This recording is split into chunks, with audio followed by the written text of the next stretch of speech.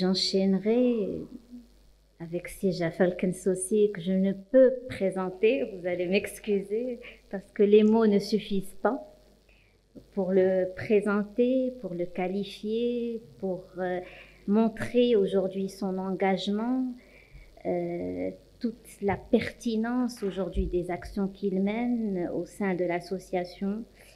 Donc je vais juste vous donner la parole, Falkensossi. السلام عليكم ورحمة الله. السيدة الرئيسة، سيداتي سادتي، صباح الخير.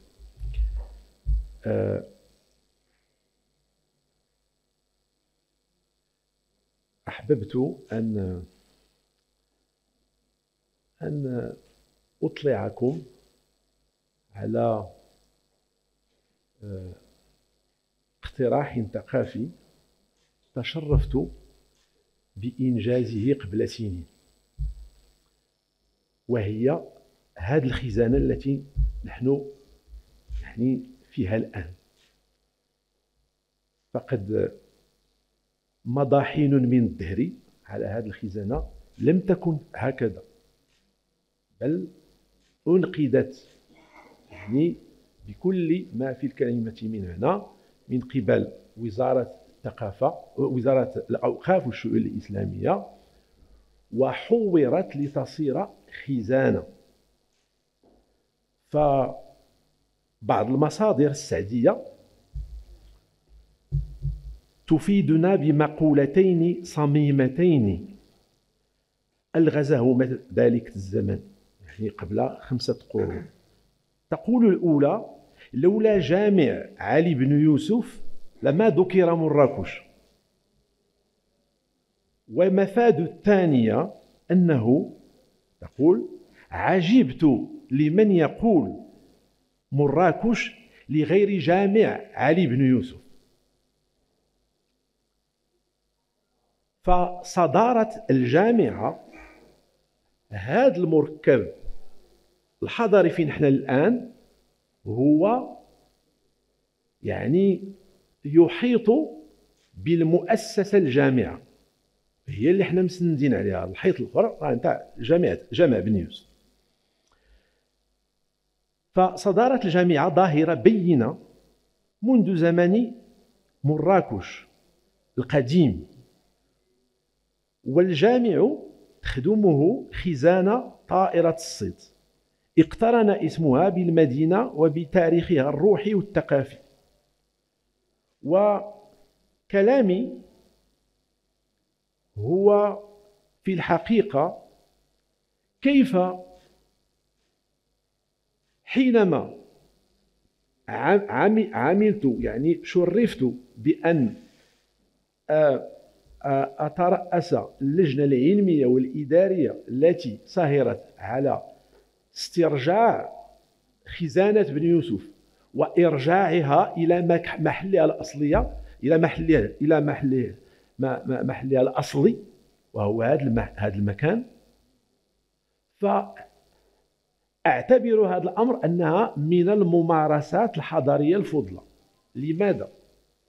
لأننا نحن الآن في قلب مراكش التاريخي، المدينة، وأنتم ترون أن تقريبا معظم البنايات صارت حكرا على السياحة.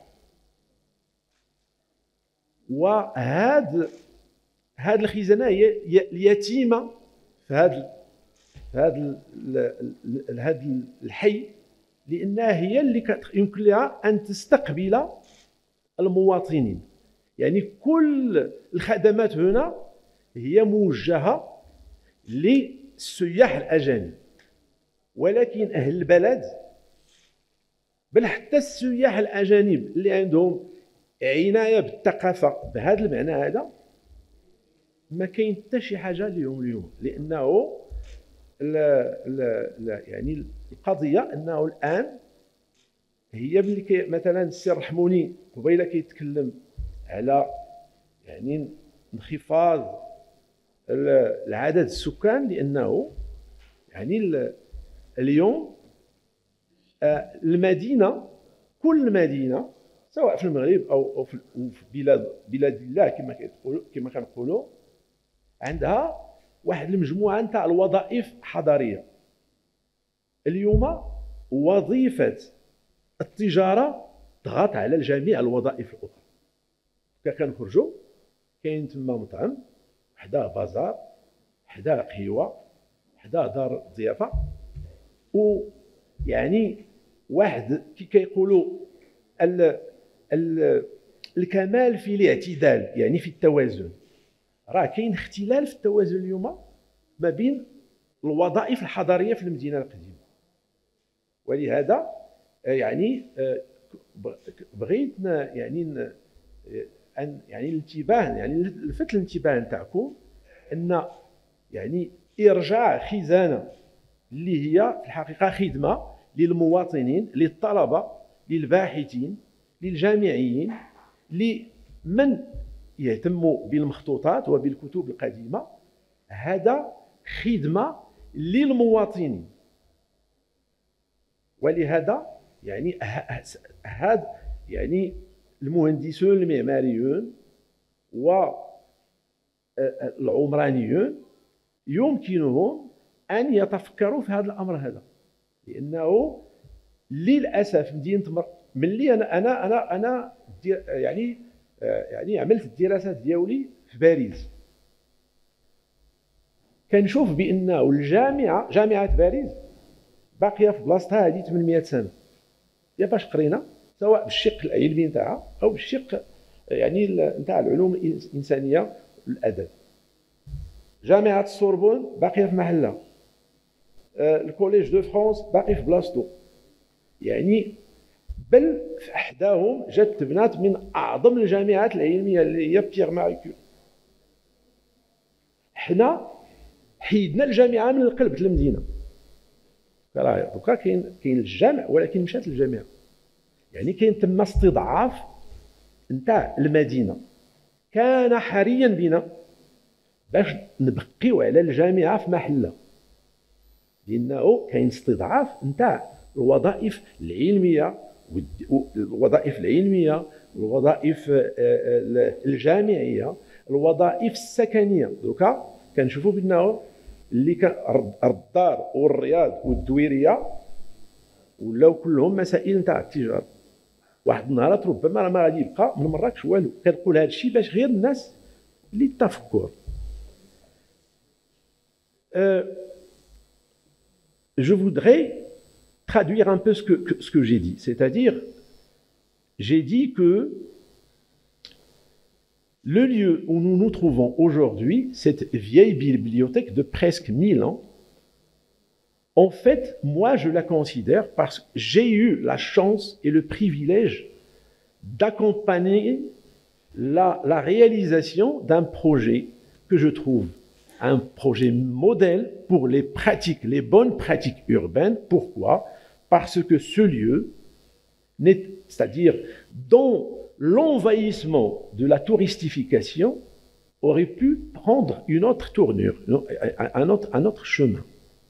Mais le ministère des Habous et des Affaires islamiques et à sa tête, qui a à sa tête monsieur le ministre Ahmed Toufiq, qui est avant tout un historien, le ministère a décidé que ce lieu a été restauré, et bien restauré, pour accueillir une fois de plus la vieille bibliothèque de Marrakech. Vous savez maintenant, nous avons ici des manuscrits qui sont vieux de 1000 ans. C'est très rare. De 8 siècles, de 7 siècles. Nous avons peut-être ici, parmi les plus beaux spécimens de manuscrits du grand califat almohade, qui n'ont pas d'équivalent ni en Égypte, ni en Iran, ni ailleurs d'ailleurs. Et nous les conservons fort heureusement ici. Et donc, il a fallu batailler, mais nous avons gagné à ce que le fonds bibliothécaire fait de ces magnifiques trésors de l'humanité soit qu'ils reviennent à leur lieu d'origine. N'oublions pas que ce lieu, c'est-à-dire cette pièce mitoyenne, elle date du temps d'il y a presque 1000 ans de la fondation de la bibliothèque. Et nous conservons d'ailleurs voilà par exemple, regardez ce manuscrit, si vous le voyez, c'est une partie de Muwatta Imam Malik, et écrit par un des plus grands calligraphes andalous de l'époque. C'est le fils du prince de Séville, Ibn Abbad, c'est-à-dire que lorsque la famille des Ibn Abbad ont perdu le royaume de leur taïfa à Séville et se sont installés à Hormat, son fils direct est devenu un très grand calligraphe au service de l'État almoravide. Et d'ailleurs, ce document qui était un document fondateur de cette bibliothèque, aujourd'hui, il est conservé à Fès, fort heureusement qu'il est toujours là, mais ça nous dit, déjà, il y a plus de 9 siècles, là, il y a un manuscrit qui était originellement de Marrakech. Alors, je disais que l'usage savant à Marrakech nous restitue l'appellation du fonds de livres, de manuscrits et autres documents le plus ancien de Marrakech et sûrement le plus prestigieux, c'est la bibliothèque Ibn Youssef. En fait, nous avons une approche dans notre association de traiter, d'aborder cette question du patrimoine. Bien entendu, nous avons entendu depuis hier de prestigieux et de brillants architectes, urbanistes, sociologues, mais nous avons, c'est-à-dire aux côtés de cette approche architecturale et urbaine, nous voulons lui associer une autre dimension aussi essentielle, c'est la dimension du récit de l'histoire. La dimension, qu'est-ce qui fait que Marrakech n'est pas faite uniquement par sa dimension du bâtiment, aussi prestigieux soit-il.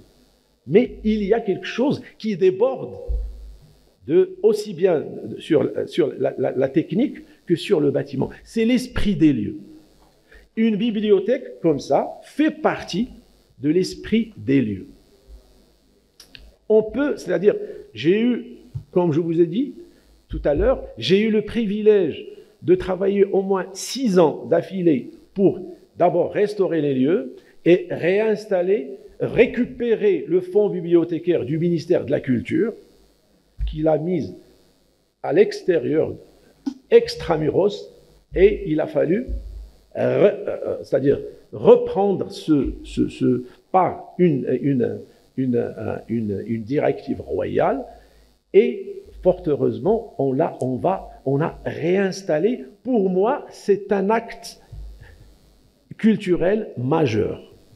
Et ça nous donne un modèle de comment on peut défendre la Médina par des actes simples mais essentiels, comment la Médina peut se réapproprier sa mémoire culturelle, sa mémoire calligraphiée. C'est très important. Et d'ailleurs, j'ai proposé également, vous savez, il y a à quelques centaines de mètres d'ici, il y a une vieille zaouia, spacieuse, magnifique, restaurée et fermée depuis au moins 50 ans. Elle est vide, vacante.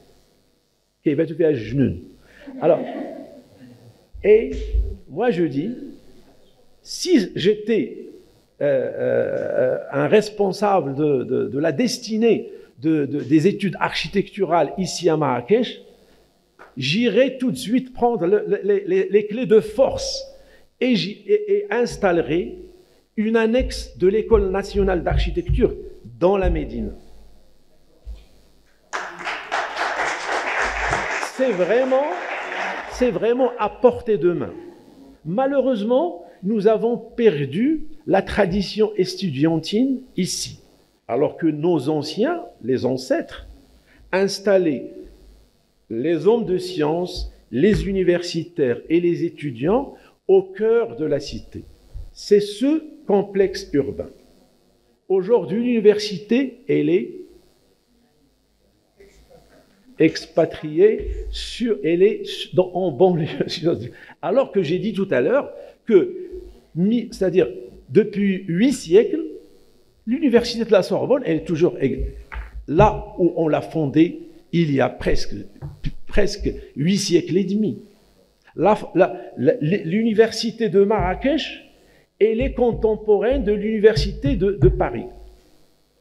J'ai fait beaucoup d'études en philosophie et en pensée médiévale, que ce soit en philosophie arabe ou latine. Au moment où on a fondé, par exemple, Notre-Dame de Paris, la Sorbonne, c'est le moment, l'université de Marrakech a été fondée quelques décennies avant. Et j'ai la conviction qu'il y a des connexions, parce que quand même les idées circulent, et n'oublions pas que depuis le XIIe siècle, depuis la fondation de cette université, pendant au moins 4 ou 5 siècles, toute l'activité intellectuelle en Occident, à Paris, à Padoue ou à Londres et ailleurs, il y avait ou bien, c'est-à-dire les intellectuels européens, chrétiens, étaient divisés, et juifs d'ailleurs, étaient divisés ceux qui sont avéroïstes et ceux qui sont anti-avéroïstes. C'est-à-dire que ce avéroïste, Ibn Rushd, d'ailleurs qui était enterré ici à Marrakech, et de cette même époque dont je parle, a rempli 4 ou 5 siècles de l'histoire intellectuelle occidentale. Ça, c'est un héritage oublié. On veut l'oublier aujourd'hui. Mais les études médiévistes ne l'oublient pas, fort heureusement. C'est-à-dire les hommes de science et les gens universitaires sérieux en Europe, notamment à Paris, savent tout cet héritage oublié. Et d'ailleurs, à Marrakech, peut jouer un rôle pour réveiller ce patrimoine en commun de la Méditerranée entre le Maghreb et l'Europe. Ça c'est une autre histoire. Mais pour revenir et pas...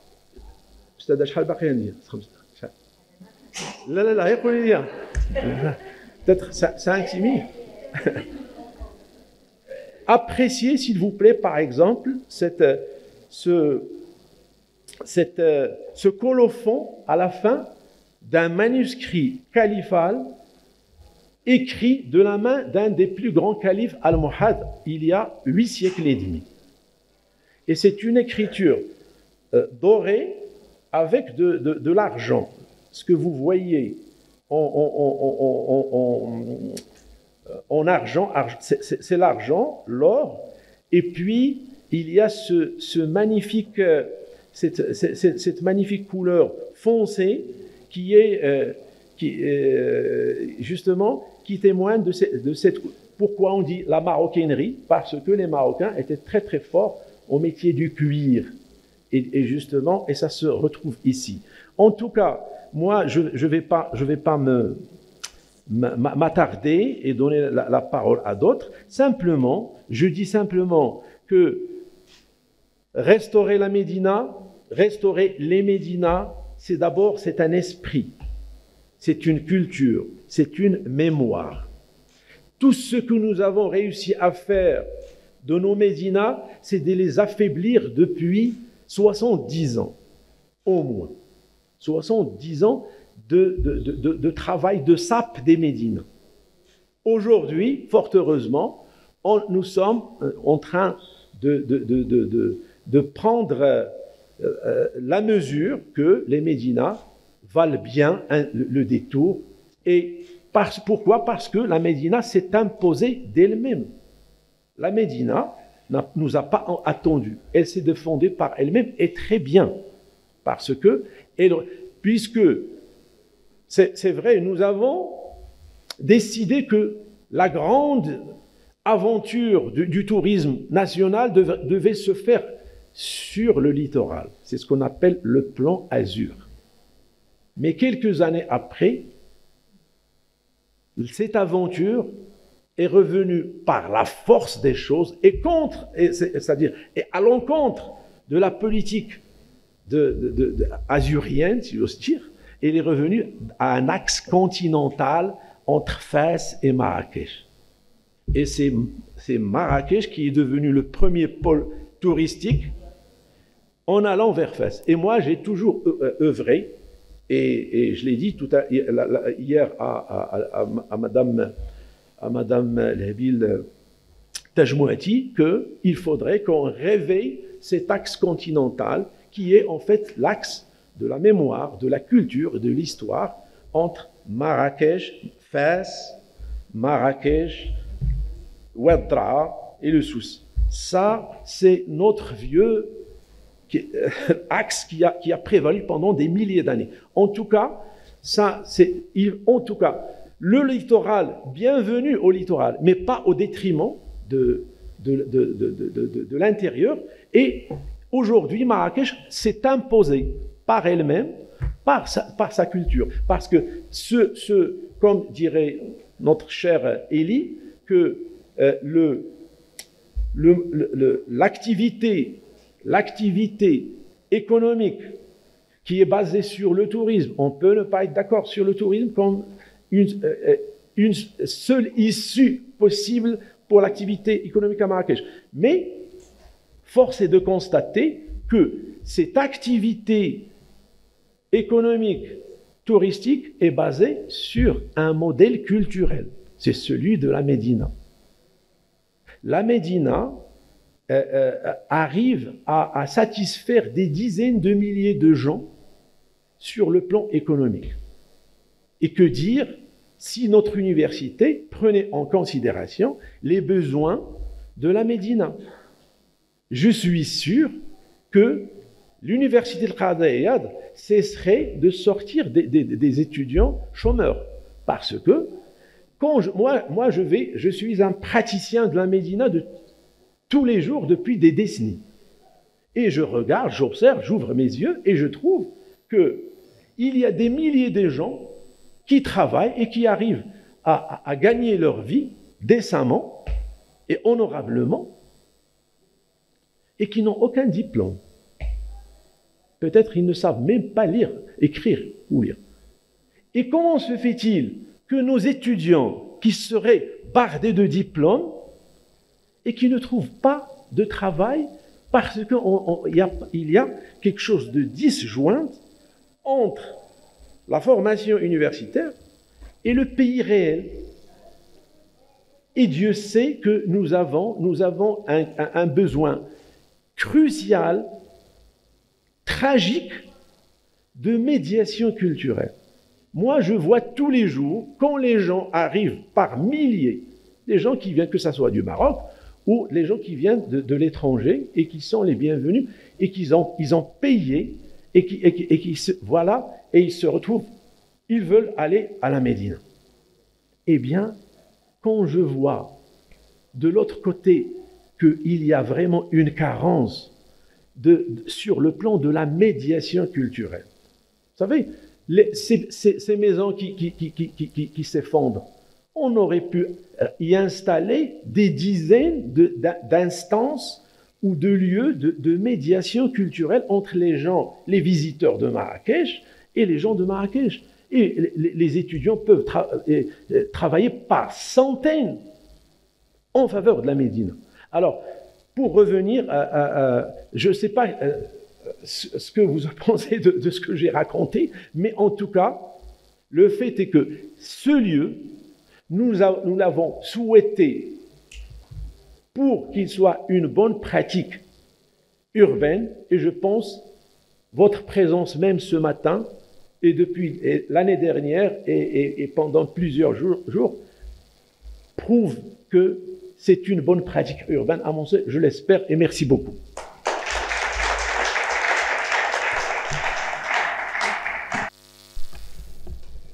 C'est qu'associer ce lieu n'est pas seulement une bonne pratique urbaine, elle est aussi une bonne pratique culturelle, C'est un lieu chargé d'histoire, mais de témoignages. C'est pas pour rien que les activités les plus importantes culturelles sont organisées dans ce lieu et que ça lui permet justement de le faire connaître.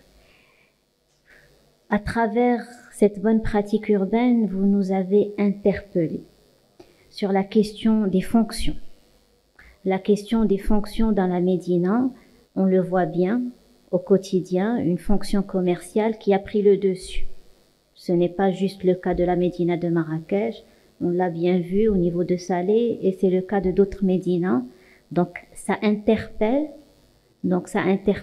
à avoir un équilibre entre les fonctions et à rétablir la fonction culturelle et notamment avec la fonction estudiantine, avec votre proposition que je retiens d'installer l'école d'architecture au niveau de la Médina de Marrakech. Aujourd'hui, il est temps de se réapproprier, comme vous le dites si bien, la mémoire culturelle et calligraphie. Il est temps aujourd'hui de sortir peut-être de l'axe culturel et on va dire, enfin plus l'axe touristique qui s'est développé au niveau du littoral et de concentrer aujourd'hui nos réflexions, nos interventions sur cet axe continental qui le mérite bien et puis aujourd'hui dépasser réellement cette carence culturelle et notamment à travers une première action qui est celle de la médiation.